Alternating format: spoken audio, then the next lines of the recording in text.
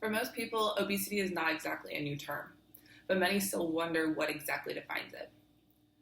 An individual is known to be obese if 1/3 of their body composition is considered to be fat for women, or if it's 1/4 for men. According to the National Institute of Health, 1 in 3 adults are considered to be obese in the U.S. What's even scarier is that 1 of 6 children aged 6 to 19 are also considered to be obese. The American diet and our food sources, such as the restaurants and the fast foods that we get, tend to put us all at risk for obesity if we do not consume them in moderation. Understanding it as a disease and the dangers that it provides may help us prevent or change the lifestyles to live the best life that we can. In this speech, I will discuss what obesity is, what causes it, how it's measured, what diseases obesity can lead to, and how to change that lifestyle if that is the case. Understanding this, you may wonder, or you may think that obesity is caused by poor diet, which it can be, but there are also other factors involved. It can be caused by diets. Foods high in fat and high in carbs tend to be stored as fat, so that has high fat content, which is stored in the body and is very noticeable in appearance.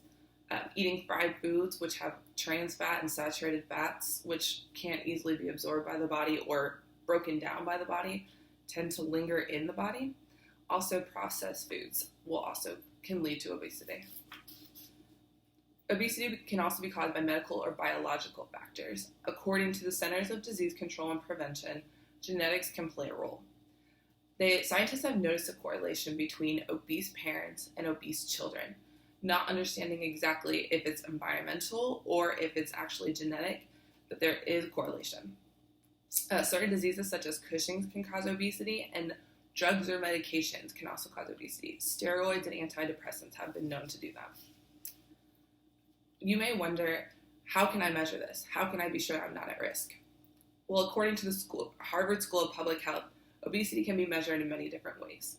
The main way is calculating the BMI, which uses the height and the weight to calculate a number. And if the number is higher than 30, you are at risk for obesity, or you are considered obese. And if it's higher than 40, you are morbidly obese. This is what the chart looks like, and you just line up your height and your weight. What we need to remember when taking the BMI is that it doesn't take muscle mass into account.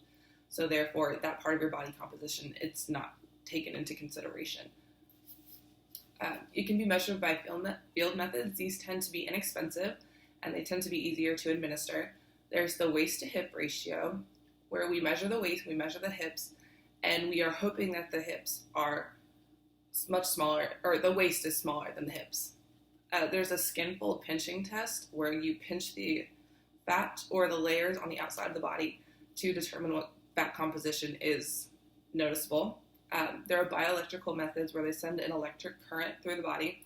Muscle is a great conductor of electricity where fat is not. So determining the flow of electricity will help you determine if there's more muscle or there's more fat. There are more sophisticated methods that tend to be more expensive and more time consuming, but they also tend to be more accurate. You can use the MRI, the dual X-ray, or the hydrostatic weighing, where the body is submerged in water and can determine the density so we can understand the compositions.